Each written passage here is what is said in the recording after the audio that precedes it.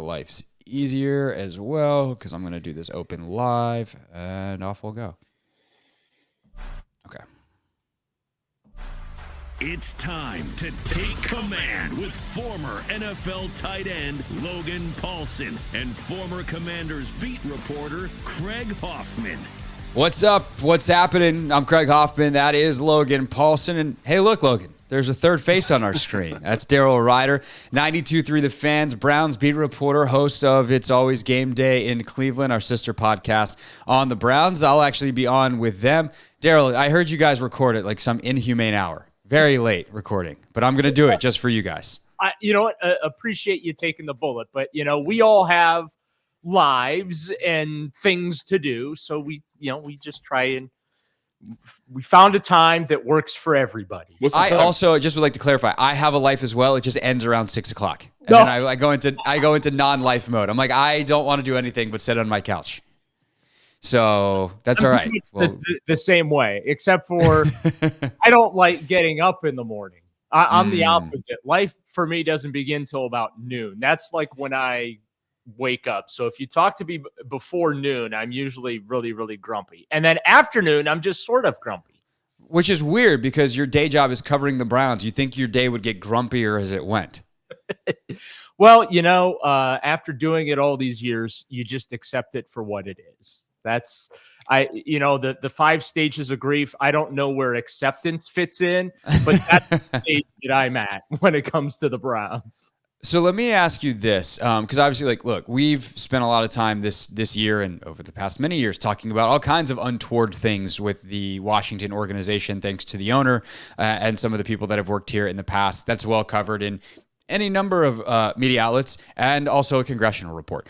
For you guys this year, bad football is one thing, but covering Watson and the whole saga that was the trade and then ultimately how it's played out this season as there's been continued reporting on the things that he did and then ultimately now he's taken the field. And we'll talk about the football and what that all means in a second. But as someone on that beat covering that, what has this year been like compared to the other years that have had their share of off the field stories as well with Cleveland, but this one's pretty unique.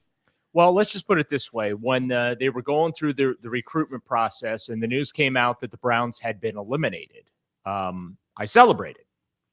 And then the next day when it came out that the Browns got them, I cried. Did you actually cry? No, I wanted to because I knew what that was going to entail. A lot of non-football related things, a lot of very uncomfortable subjects that are, going to have to be talked about. And that, so yeah, it was not great. I just basically sat there and said, of all the quarterbacks they picked, why this guy?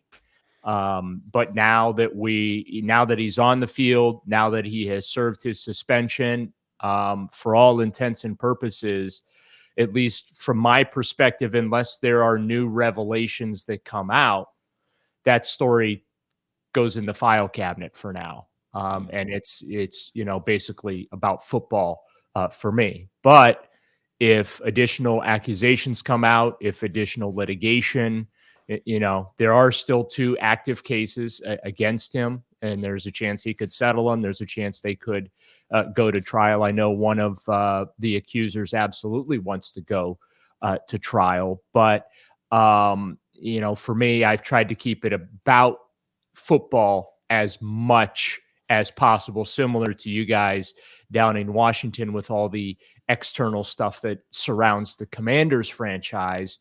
You try and stick with the football stuff as much as possible. And if there's any other relevant news that comes out, then obviously it's our job to cover that.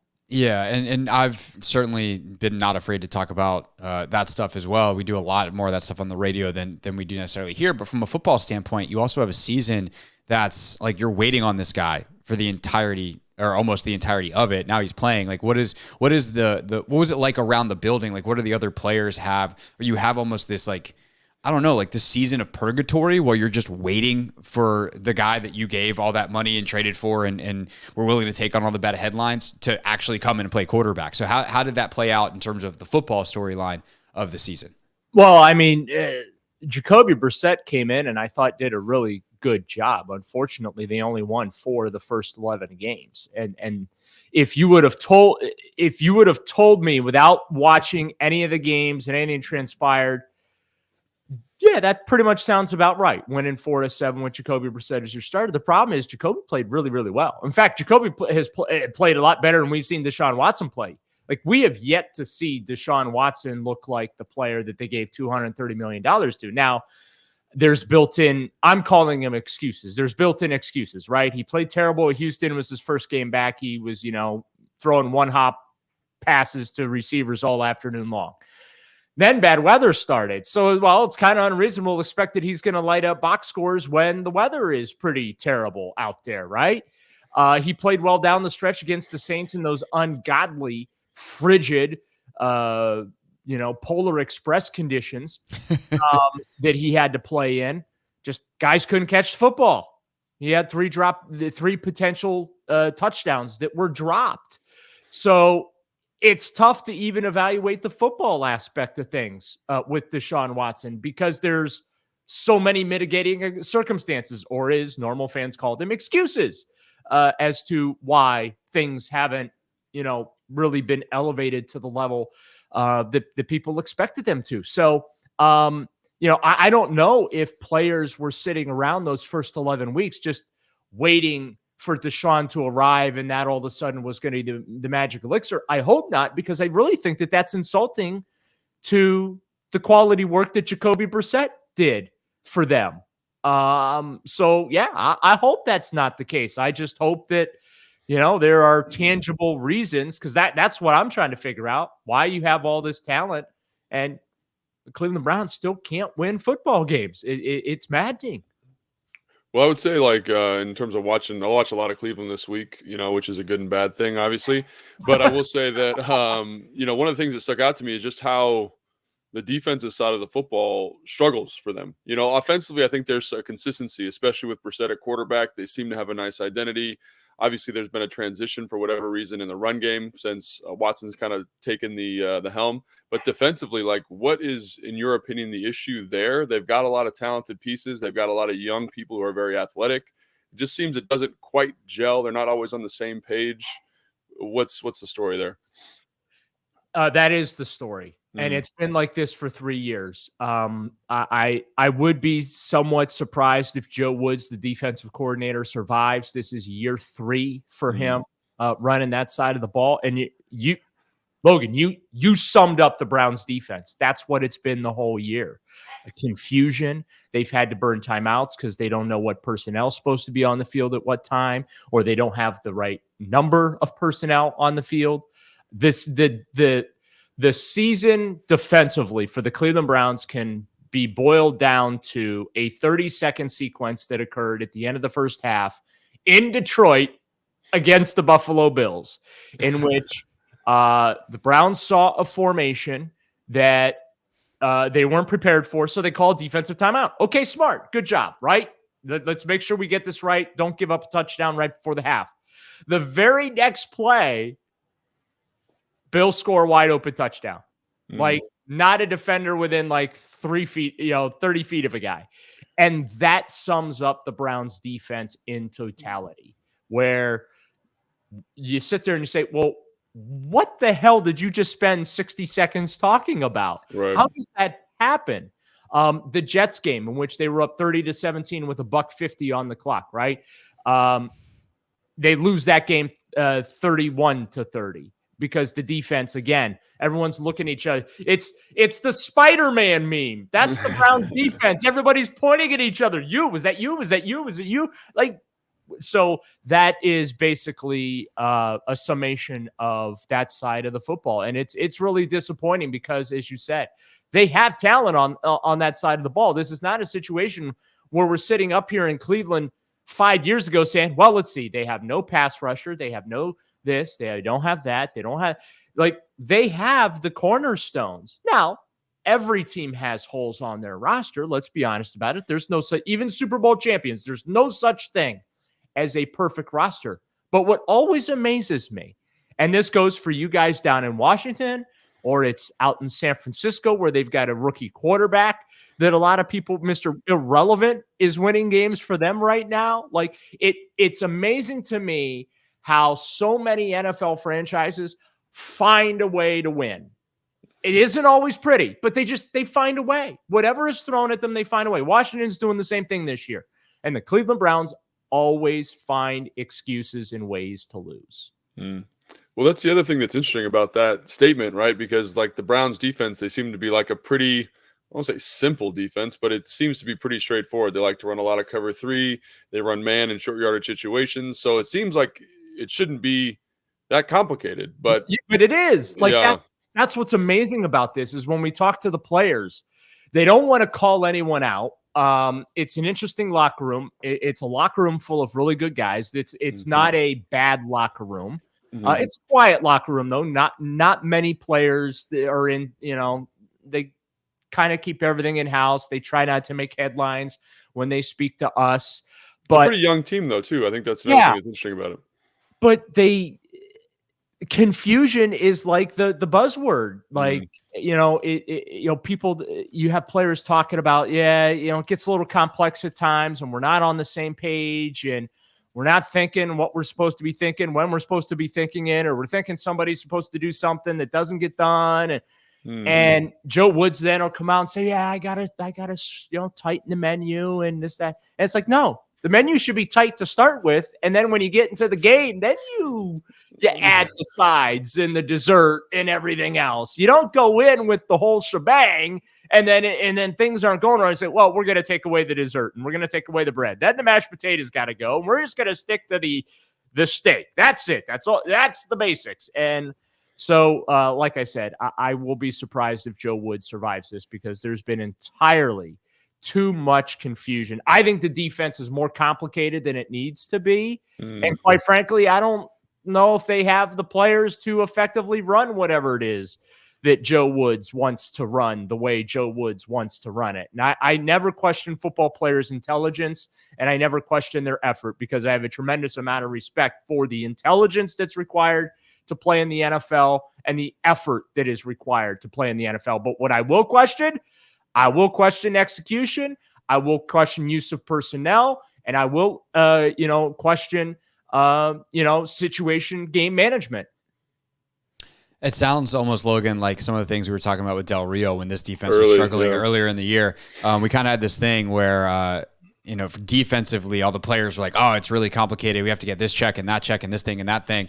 And then like Jay Gruden, who obviously was the coach here for a long time, would go on our radio stations and talk about what it was like to face Del Rio as an offensive coordinator or as an offensive head coach. And he'd be like, yeah, Jack's defense is pretty simple. And it's like, well, if it's simple for the opponent and hard for you, that doesn't seem like a good formula.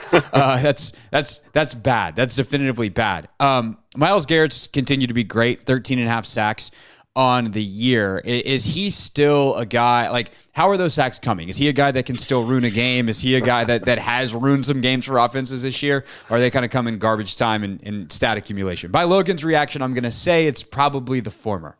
Ask Tom Brady how went because Myles Garrett destroyed that game. It's a little bit of both. I mean, yes, there have been times where the sacks have come at times in the game in which there wasn't a significant impact on the game. But then there have been times like the Tampa Bay game where the game is on the line and Myles Garrett has just absolutely ruined Tom Brady's afternoon. Yeah. Very relevant question here in Washington because the last 2 star defensive ends they've faced have won Conference Player of the Week. Kayvon Thibodeau and Nick Bosa won it back-to-back in the NFC. So Myles Garrett, congratulations. You might be AFC Defensive Player of the Week this week if things continue. Yeah, and he's still playing with a bad shoulder. Of course, he got in that car accident at the end of September. Wow. But he has played through that injury the entire season. And to me, that's been the amazing thing is that he's still putting up his numbers and he's nowhere near 100%. And he's a guy that gets double and triple teamed and chipped and you name it. They threw everything in but the kitchen sink at the guy. And yet he is still able to put up the type of numbers that he's able to put up. But yeah, he could wreck your afternoon in a heartbeat. There's no question about it. But he's played hurt since the end of September, and it's been incredible to watch him at times because I have seen him after games where it is a struggle for him just to lift the t-shirt over his head to put it on. So the fact that he has been able to do what he's been able to do is like the guy just isn't human. He really isn't. It's incredible. Well, I think that's been the interesting thing. Like when you watch him, obviously he's very productive, and his effort is a little bit up and down, but he's just so physically gifted. He can wreck you at any moment. There hasn't been a lot of complementary pass rush pieces to him, right? It's like teams, if you can kind of take away Myles Garrett, then there's not a lot going on. You do have some guys with some athleticism, like the kid from Oklahoma, the defensive tackle, Jordan Elliott. Yeah, all those guys, they've got pass rush juice, but no one seems to kind of be pass rushing outside of Myles Garrett. What's going on with that? Well, the defensive line is not nearly as strong, and I think that is one of the sins of the GM Andrew Berry in the offseason, that he really failed to effectively address defensive tackle. Jadeveon Clowney certainly hasn't put up the type of numbers this year that he did last year. He had 9 sacks last year. He only has 2 of them this year. He's been on and off the field with some lingering injuries. He practiced on Wednesday, first time since suffering a concussion against the Ravens in the first half. He's dealt with an ankle and foot injury this year that's been somewhat problematic, but defensive tackle is not very strong. Their linebacking core has just absolutely been decimated due to injury. 4 starters have basically ended on injured reserve, starting with Anthony Walker. And it is just, it's been unfortunate. So that's, I think, one of the reasons, not to make excuses, but it is, valid to bring up when your 4 rotational linebackers are all on injured reserve. Yeah, I mean, it totally makes sense that you're going to struggle in the middle of your defense there, not only on the ground, but even, stopping the passing game on those quick slants across the middle. What do you expect on Sunday in terms of a prediction? Pain. Lots of pain. For who, Daryl? There's going to be pain somewhere. It's a Browns-Washington game. Of course there's going to be pain. Who's going to suffer it? I'm probably going to say the Browns. Washington has a lot to play for. They're still in it. There is a scenario this weekend that if Washington wins and I think it's the Lions, the Seahawks, and the Packers lose, then Washington is in. Or if Washington wins their final two games, it's winning in for them, if I understand those scenarios correctly. So there's a lot of motivation there. What's interesting to me when I look at Washington, between Heineke and Wentz, there's not much of a difference when you look at them on paper. Like the stats are a carbon copy. You guys obviously are aware of the history of Carson Wentz and the Cleveland Browns, and he's 1-1 against the Browns. Embarrassed them in his NFL debut with Philadelphia, and then the second time he played him, and the Browns were able to get the best of him. But I do like Washington to win this game because the Commanders, quite frankly, have something to play for, whereas the Browns are basically playing for pride and jobs. And when you get to that point in the season, it's really hard to predict that team, to win. But I think that the Commanders will handle their business this weekend and beat the Browns. It'll be a good game, though. I don't think it's going to be a snooze fest. The weather's supposed to be nice. That's, I think, the one thing that the Commanders have to worry about is this could potentially be the Deshaun Watson breakout game. This really could, because weather is not going to be a factor. He's really established some chemistry with David Njoku and Amari Cooper there. We've seen that here. And so weather's not going to be a factor. That's the one thing, if I'm Washington, that I'd be very, very worried about, that this could be the Deshaun Watson is back game. Yeah, it's something I know, Logan, that we're about to talk about from your film study as well. So we will get into that in just a moment. If you want more from Daryl and more from the Cleveland side of things, it's Always Game Day in Cleveland is the podcast. You can also listen 92.3 The Fan in Cleveland, our Odyssey station there. Well programmed by that Andy fella, but don't tell him I said that. Daryl Ruiter, everybody, here on Take Command. Good stuff, man. Cool. Thanks for having me, guys. It was great. We got a real quick question, Daryl, and I want to ask you, but I forgot. How do the guys like Deshaun in the locker room? Is there like a moral apprehension? It's street football. They don't care. Yeah. It's street football. Yeah. And I played with him. I played with him in Houston. Deshaun. He was like very charismatic guy. Yeah, we see that with him, like the way he interacts with his teammates and the coaches and stuff. So it's, it's hard to believe that he's accused of what he's accused of. Right. I think is the fair way, of putting it. But, within the locker room, I think the only thing those guys care about is how he plays on the field, and that he is that, franchise quarterback. All the other stuff, they, have really kind of put the blinders on, and it has been, it's not surprising. And you know what, though? It's interesting when I go on other shows or other podcasts, like the hosts will try and come after me like I'm the one that was accused. Right. Like it's my fault that all this has happened. And I just say, listen, I'm just presenting what we know and sticking with the facts of the case. But,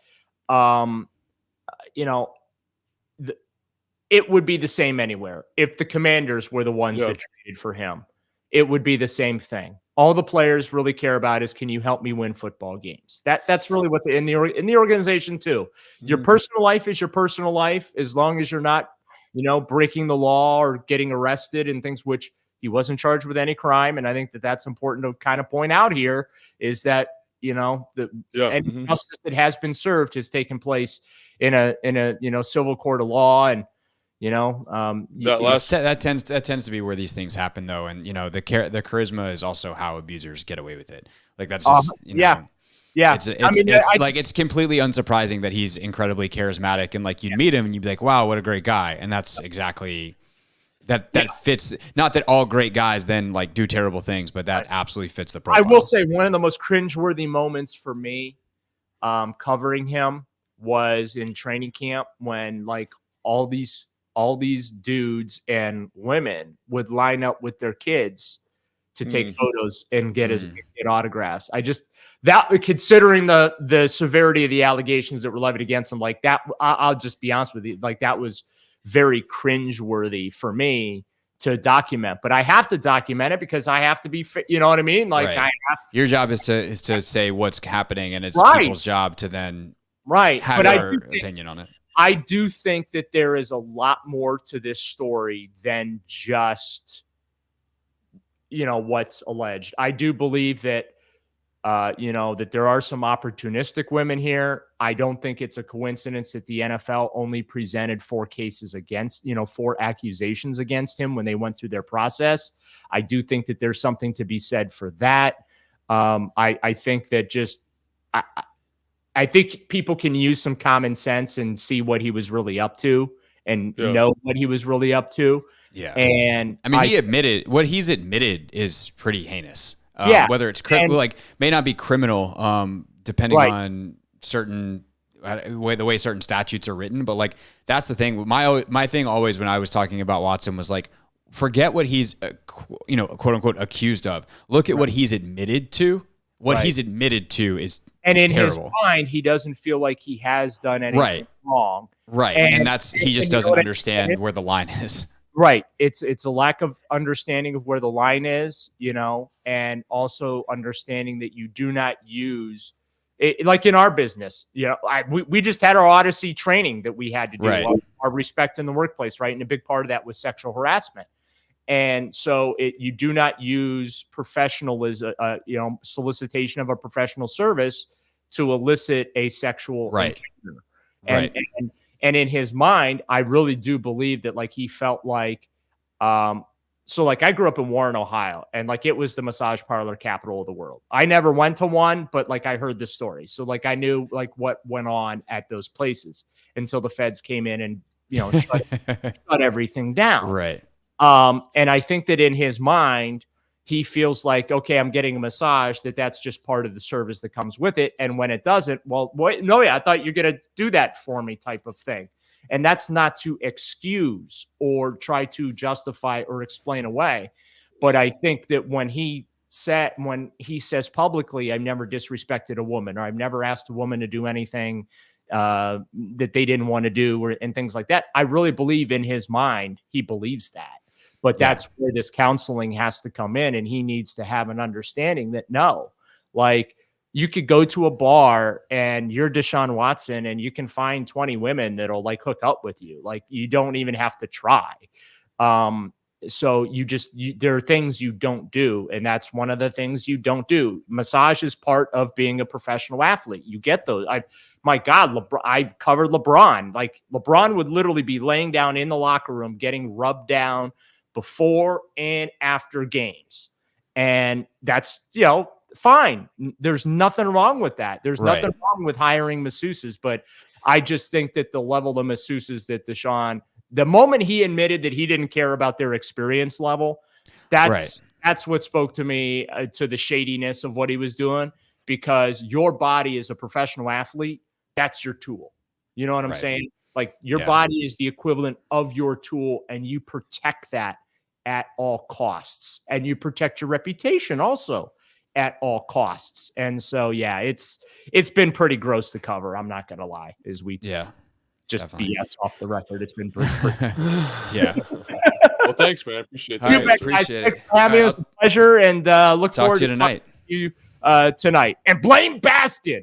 I'll blame Baskin. I'll be like, I heard rumor had it. It's your fault. He's the one with the wife and kids, so we kind of recorded. MK told me that you guys used to record at like 10:30. So I was like, if it had been that, I would have been like, no, I can't. Well, when we first started the podcast, we were recording at 6:30 in the morning, and I put an end to that crap in a hurry. That's even early for us. We're morning people. Guys. All right, see you, Daryl. Later. Bye. All right, he's wild. But he's been on that beat forever. Yeah, you can tell he's got a good feel for the. Yeah. All right. Off we go on the tape. I just offense, defense, and we're out. Sure. I had it was. I'm like, a YouTube comment that I screenshotted. What?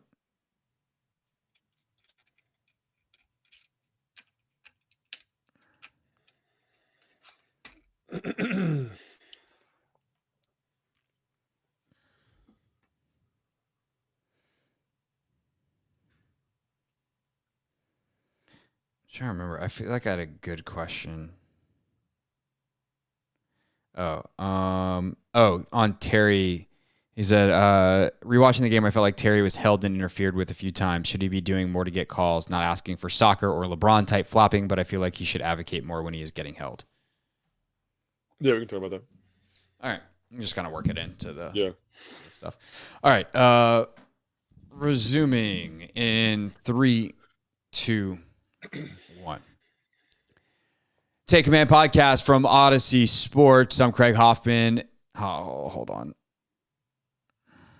There you go. Thanks, Matt. That's what I was going to do. All right. 3, 2. Take Command podcast from Odyssey Sports. I'm Craig Hoffman. That is Logan Paulson. Thanks again to Daryl Ruiter from 92.3 The Fan in Cleveland for joining us. All right, Logan, when you look at the Browns on tape, you see an offense that has gone through some different versions, as you would expect with a quarterback change towards the tail end of this season, but overall has a consistent identity. What is that identity, and how do you think it plays out against this Commanders defense? Yeah, I mean, they're early on in the season, man. They wanted to run the football. They wanted to run the football downhill. You know, Bill Callahan is the offensive line coach there, so kind of like what you'd expect. Oh, Bill Callahan. Duo, bounce, kind of supplemented with outside zone, right? They're pretty good. The offensive line is talented. They're maybe not the most physically gifted group in the world, but they're really well coached. They do what they're supposed to do, and they get hats on hats. And they did a lot of stuff with Chubb from like the dot. So like deep, 7 yards deep behind the quarterback under center. And if you want to run the football in the NFL, like that is, to my mind, the most effective way to do it. It just helps the back out, helps the O-line out. It does a lot of stuff for you in terms of timing. And then kind of in the last 4 weeks since Watson really became the quarterback, they've shifted a little bit. So, Callahan classic, like bring an extra O-lineman. You got an O-lineman playing fullback. You got an O-lineman playing tight end. And all that stuff is kind of phased out, surprisingly.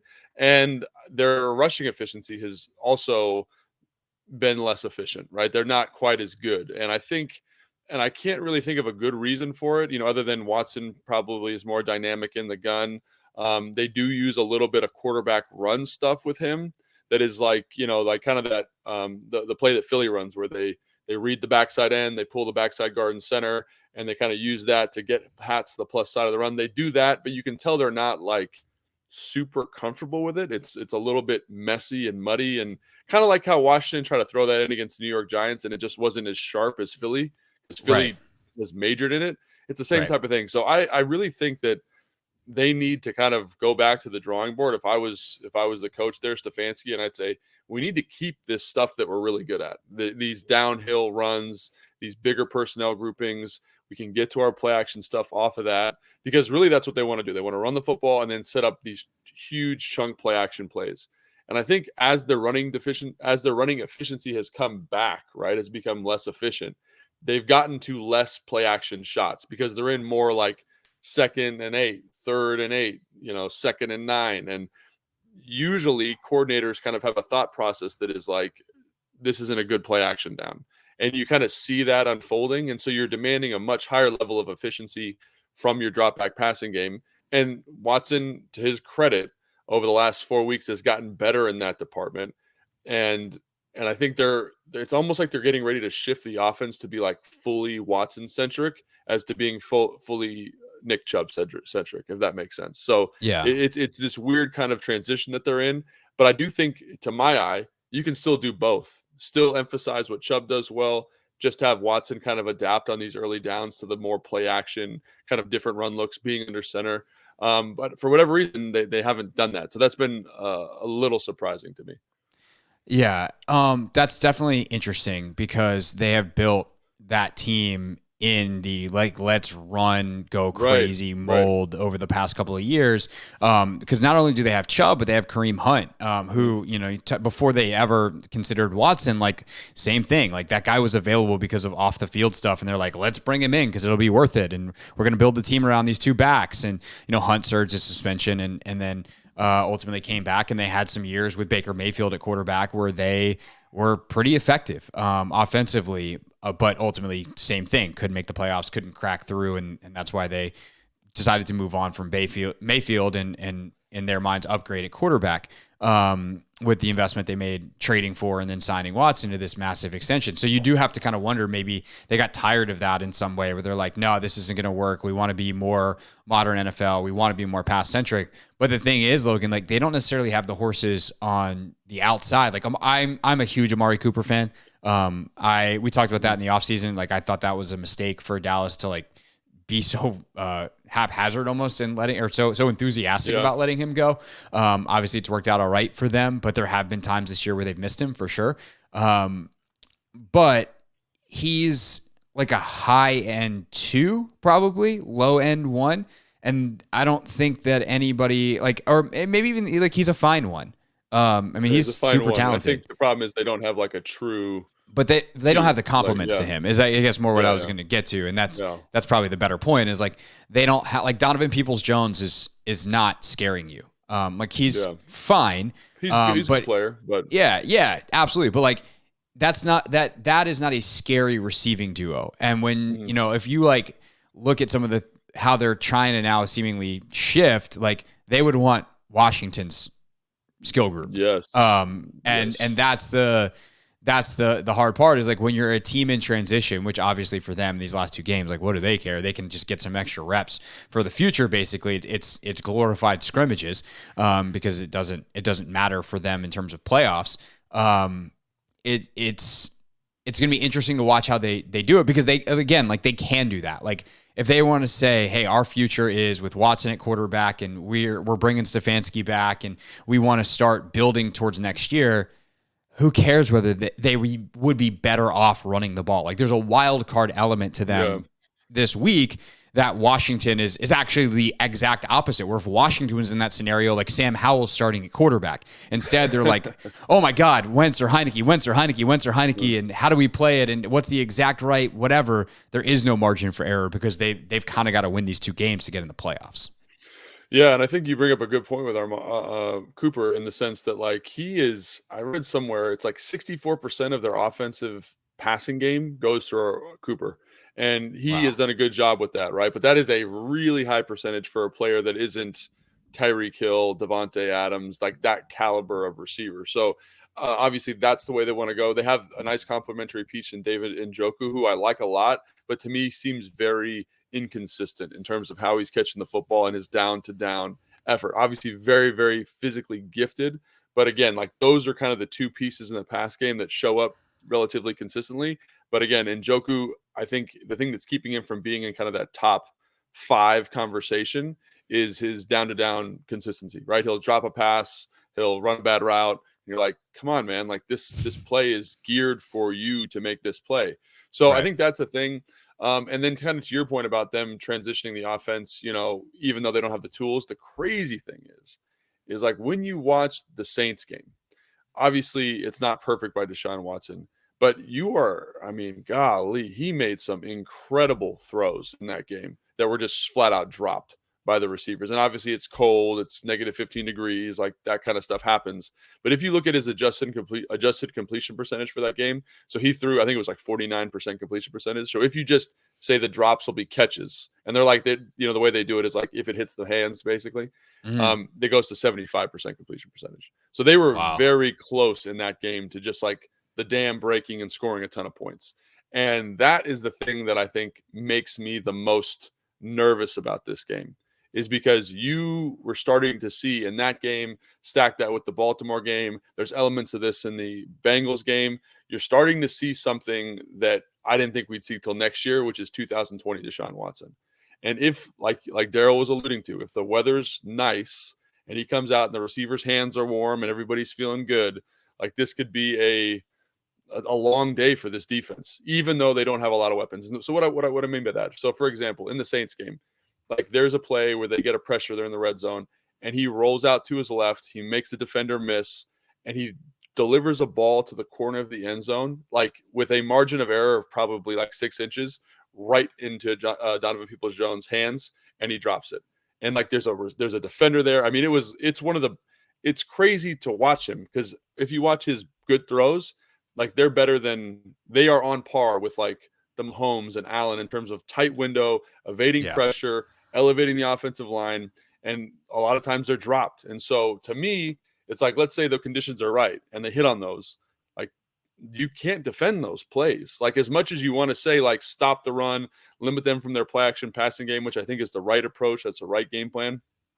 If he starts playing like this, then you don't have a solution, because you're playing against Patrick Mahomes, you're playing against Josh Allen. And like that sounds crazy to say, but in 2020, when he took his hiatus, right, for all of the reasons like everyone's aware of, he was the 3rd best graded quarterback in the NFL behind Patrick Mahomes and Tom Brady, who goes on to win the Super Bowl that year. Like that's the kind of conversation you're in with that talent. And so if he figures it out this week, shoot, man, like it's going to be tough. And especially given how banged up the secondary's been.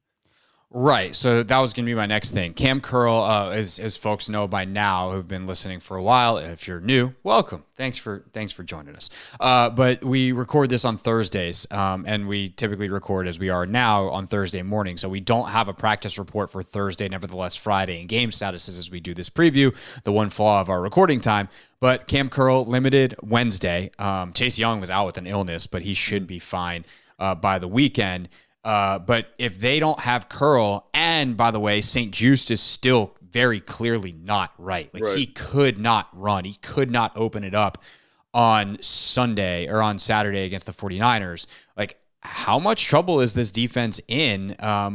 And before I'd say that, and people are like, oh, you're so negative. Like they still were pretty good on Saturday. Like they obviously the Ray McCloud touchdown, that's not great. We did an enhanced film breakdown of that where we took some of our analysis and put some film clips over it. If you want to watch it, youtube.com/@CraigHoffman for that one. But there's like a key missed holding call on that play. Okay. Yeah. So you give up one big play that you're inches away and a missed call, the kind of missed call that happens down in, down out, no conspiracy theory stuff. But like you're that close to not giving up that play, and it's a game plan run and a Kyle Shanahan game plan run. Okay, fine. You give up a ton of points in the second half. Okay, well, half of them or most of them are on field goals where the drive started in field goal position because your offense turned the ball over. So like the defense, even with the problems that they had, facing George Kittle, who's about the worst guy you could have faced without Cam Curl, still played okay on Saturday. But they're definitely vulnerable if Curl and St. Juste are not right. And there's definitely a chance that those guys certainly won't be 100%, but that even that one or both of them is not available on Sunday. Well, I think that's the thing that's scary about this hypothetical situation. Obviously, Watson showed in the Saints game, and like I said, the Baltimore game, kind of this elite playmaking ability that has been kind of, if you watched the Houston game, you thought, man, he's terrible. He shouldn't be playing football in the NFL, right? He, like, maybe the worst performance I've seen this year from a starting quarterback. And for him to slowly start turning it around, you kind of say, well, if he keeps progressing and each week getting better, then this week he will get better. And if he does get better, he's now grading as a top quarterback in the NFL. Like, this is a hypothetical. You're asking for a lot of assumptions, things to fall through. Right. But even if he is playing that way, and Cam Curl is healthy, and Benjamin St-Juste is healthy, that is a tough person to game plan for, that type of player. So that's why it's concerning. Like, you watch Brock Purdy with a beautifully schemed offense, kind of, I don't want to say dice you, but find big plays. Deshaun Watson, and Stefanski, they will find those same kind of those same play action passing big plays. Like, that's what their offense is. It's very similar to that. But then you have to kind of add in the variable of Deshaun Watson making those special plays. And I think that's the thing. How do you confound that? Because if he's doing that at a high level, like there was a play against Baltimore where it's a screen pass. They tackle the running back. Baltimore does. He breaks the defensive end's tackle, runs to his right. There's a receiver who's blocking, who thinks it's for the screen, turns around, sees he's got the ball. The DB runs up to tackle him, throws it over his head for a 25-yard gain. Like, that is indefensible. So that's the thing that's confounding about this whole thing is if he is continuing to progress and you're not at 100% in the back end, like, it's going to be tough regardless. So that's why it's like when Daryl brings that up, like, it's not like a one-to-one correlation, but there is this kind of looming question. If he hits on the incomplete passes that he had against the Saints, like, he's throwing for 350 yards. Like, that's how close they are to being very good offensively. And that's the thing that kind of is unnerving to me. How can they get him, like, out of rhythm then, right? Yeah. Like, you don't want to just let him then continue to get that trajectory. As you said, like, if he's that good, like, there's only so much you can do. But, and he hasn't hit it yet. He hasn't hit it yet, but that seems to be where he's headed. Right. But, is you go back, you watch the tape, probably some of his old stuff. You're watching, obviously, the 4 games he's played this year, and is this a guy that can be bothered by pressure? Is there certain coverages? Like, what is the plan for them? Because, I mean, the other part of this, though, is that Nick Chubb is capable of going nuts on any given week. So, like you said, the basis of the game plan is stop the run, be ready for the play action stuff. Right. But is there any other, like, twist turn that you think Jack might throw in there this week based off what he's done? Where he's had a pretty good year as the defensive play caller. Yeah, and I think, Jack deserves a ton of credit, especially after the slow start, because I think he does a really nice job of, and we've talked about this, of calling plays that kind of are just enough of a difference that it kind of confounds the quarterback a little bit. And so he's done a good job of that. But he's done a good job of that with Cam Curl in the lineup, with Benjamin St-Juste in the lineup. When those guys are not in the lineup, he has been more conservative. And when you talk to defensive guys in the building, they understand their limitations without those guys. So they tend to say, okay, we want to run our cover 3 zone match, but we can't match it the same way because we don't have the same coverage players, right? So what do we do now? We play regular cover 3, which is a much softer coverage. We play regular quarters, which is, again, way softer. So you kind of say to yourself, like, with the absence of those 2 players, that those little nuanced game plan things that he throws in that no one would notice, right? They're very subtle, but they're subtle enough that you can't predict them. And when they call them, they hit big. Can he do that with the secondary the way it is my question, right? Right. And I don't know if you can. So obviously the offensive line we talked about is very good for them. I think the one thing that kind of gives you solace, right, is, like you said, they don't have a dynamic skill position group. It's not like the San Francisco 49ers. They have good players. Like Cooper is outstanding. We talked about Njoku, his limitations. Peoples-Jones, maybe a good 2-3 type player, but they don't have, like, it's not an elite. They don't have Terry, Jahan, and Curtis. Right. So to me, what I say is you stop the run, because not that it affects Watson, but it affects Stefanski. So stop the run. Get him out of what he wants to do, because I don't think he's great at calling a drop back passing game. Like, I think he's a good coordinator. Like, I like what he does. But if you stop the run, like if you look at the last 2 games that they've lost, they've averaged under 3 yards a carry. because basically the teams are like, you are not going to run the football, and it just gets them out of sequence. And I think Daryl hit on this with the defense, is they're not good enough, well coached enough to go down the field and just keep making plays without that big chunk play. Like, they can move the ball well, but then they'll have a holding penalty. They'll have a false start. They'll have a misalignment. Like, they just bog themselves down the longer they do bad football team stuff. That's right. That's exactly right.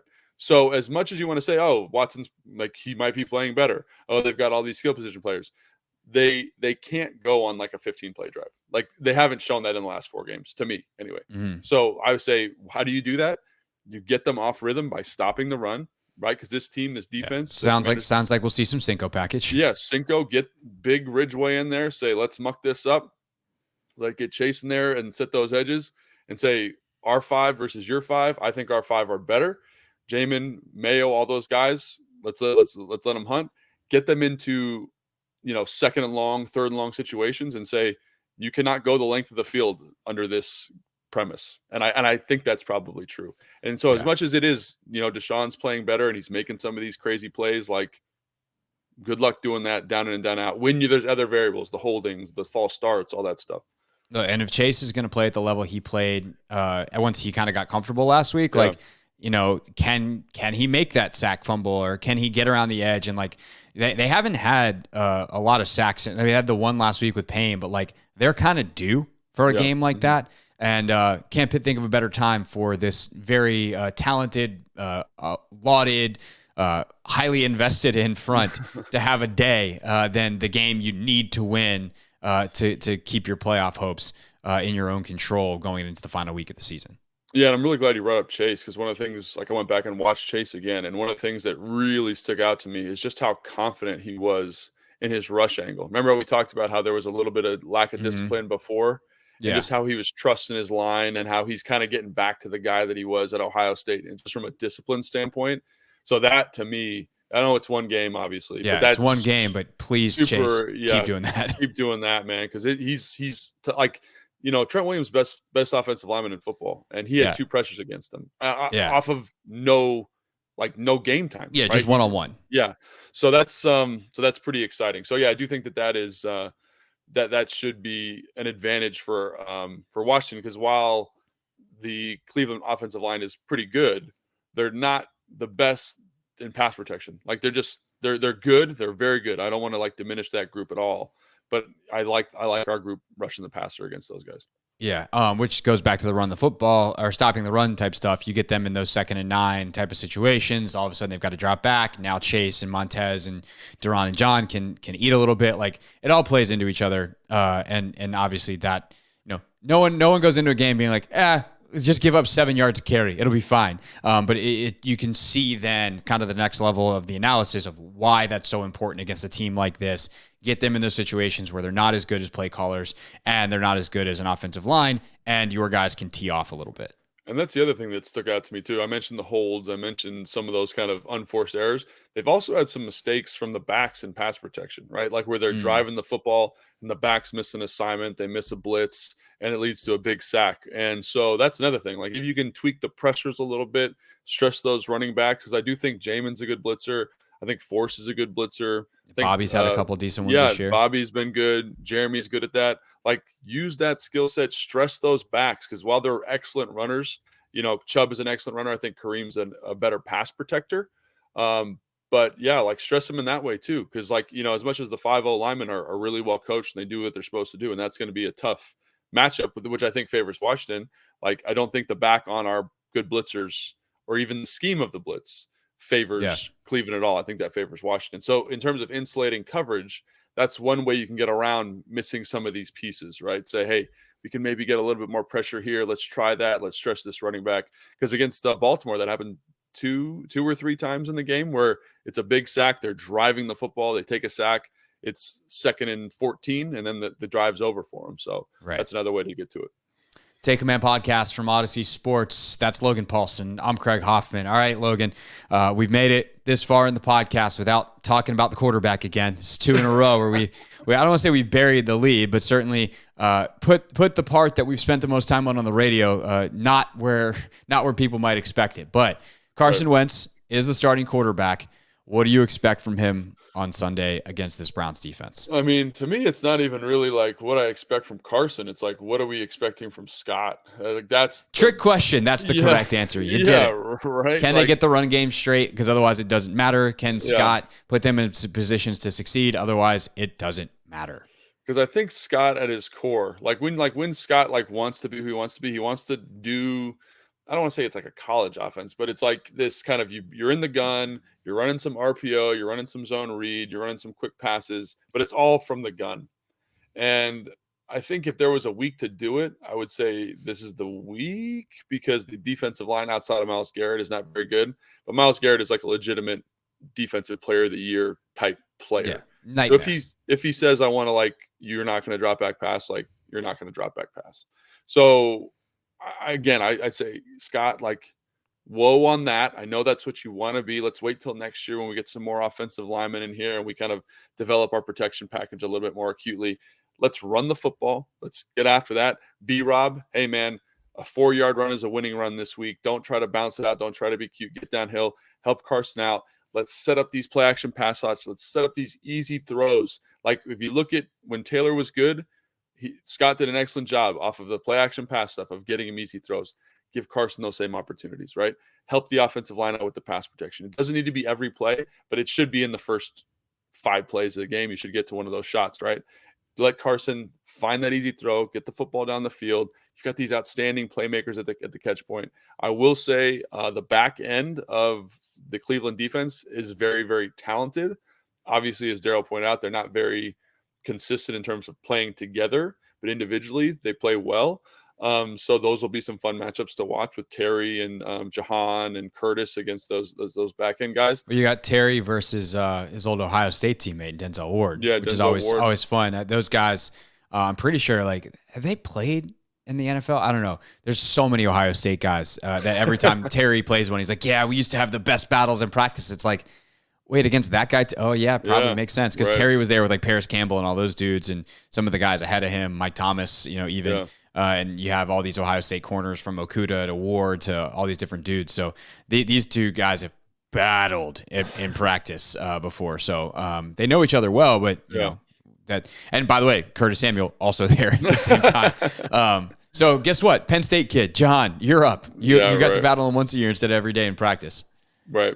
Yeah. So I think that's what I would say is Scott, just let's take a breath. Let's be a little bit more conservative. I understand, get to what you want to get to, but err on the side of being a little bit conservative because you want Carson, again, from a rush standpoint, I think just to be as comfortable as possible, right? I think that to me is the main goal.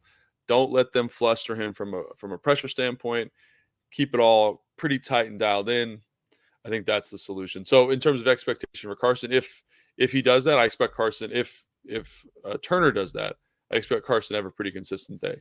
If it's, hey, let's get in kind of what we saw early in the year, what we saw against Detroit, what we saw the first half of the second New York game, I would be a little bit nervous about what Carson does. I think he's very talented, obviously, but you want him to be comfortable and confident. And I don't think that situation promotes that.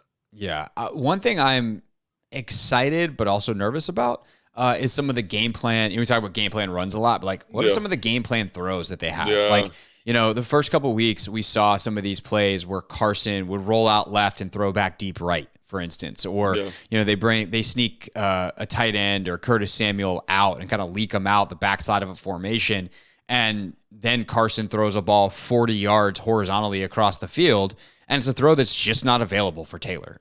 Not to be mean about it, but there's a reason that those plays have disappeared. There are other plays that have appeared, but there's a reason those plays have disappeared, and they were able to manufacture some chunks off of that. Do I think they should focus on manufacturing chunks out of more base offense and their base play actions and their, base everything?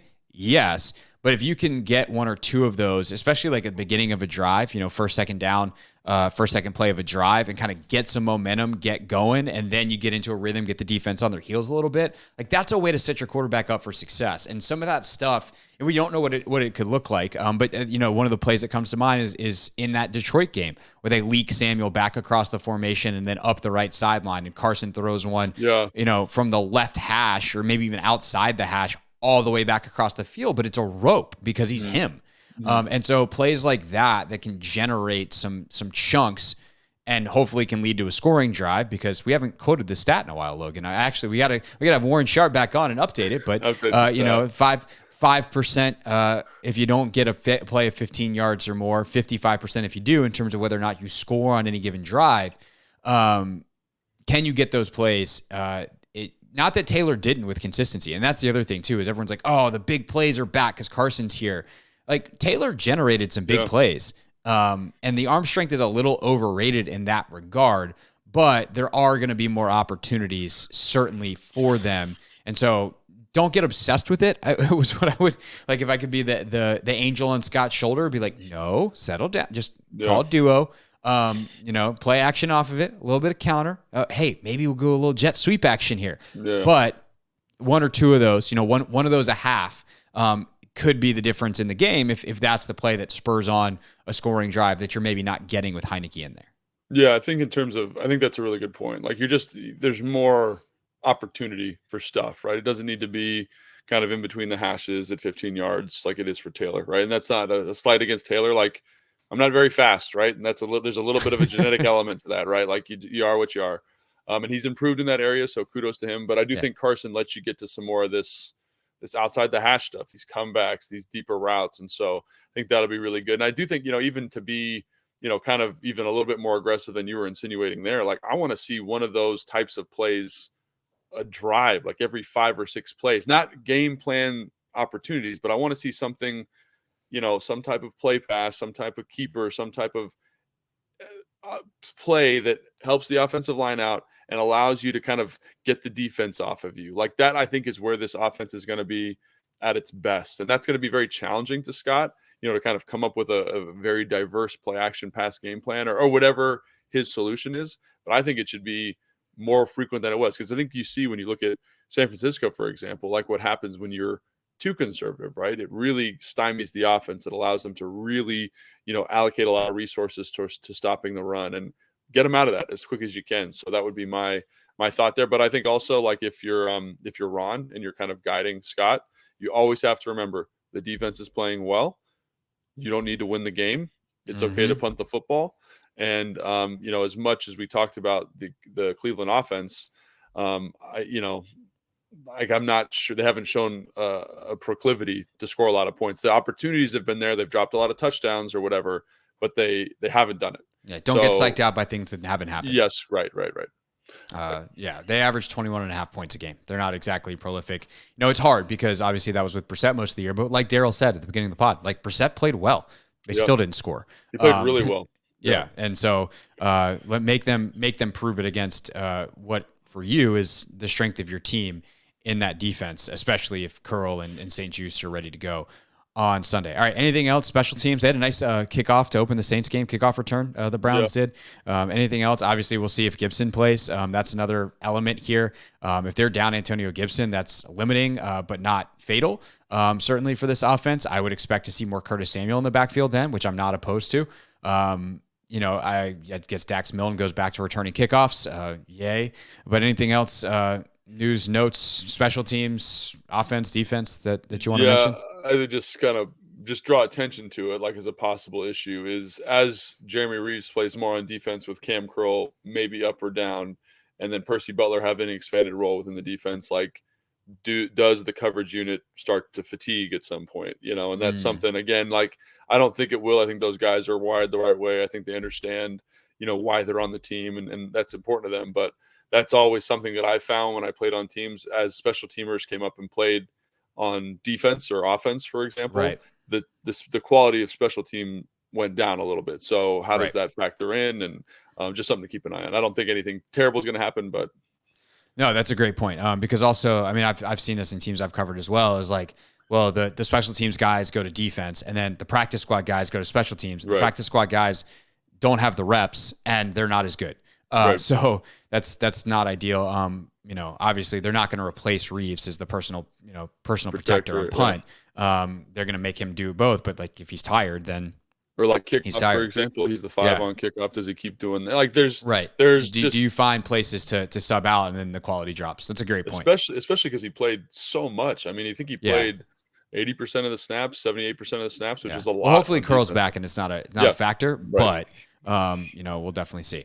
All right. That's Logan. I'm Craig. Thanks for checking out Take Command. We'll be with you on Sunday, 10 a.m. for Countdown to Kickoff on 106.7 The Fan and the Team 980, a burgundy and gold game day. Again, starting at 10 o'clock. I'm with you on the radio each and every weekday from 3 to 6 on the Team 980, and we stream live as well on the free Odyssey app. If you are looking for the full episode of this here podcast, assuming you're not watching it right now on YouTube, you can find it on 106.7 The Fan's YouTube page. I post up some clips, occasionally with some enhancements, some film, etc.